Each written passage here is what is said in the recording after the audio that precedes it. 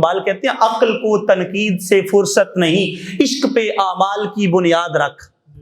کہتے ہیں عقل ہمیشہ تنقید کرتی، یہ کیسے ہو گیا؟ اقبال فرماتے ہیں فلسفی کو بحث کے اندر خدا ملتا نہیں، فلسفی کو بحث کے اندر خدا ملتا نہیں، ڈور کو سلجھا رہا ہے اور سرا ملتا نہیں. وہ اپنی عقل کے گھوڑے دوڑا رہا ہے.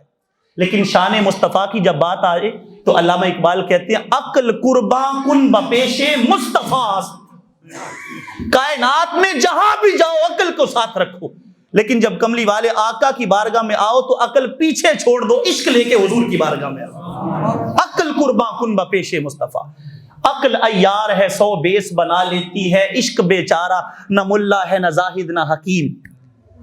تو عشق کو امام بنا کے رکھا جائے، کیونکہ عقل جو ہے نا یہ انسان کو عقل گو آستان سے دور نہیں. اقبال کہتے ہیں عقل گو آستان سے دور نہیں، اس کی قسمت میں پر حضور نہیں، اس کی قسمت میں حاضری نہیں ہے، حاضری عشق کا مقدر ہے.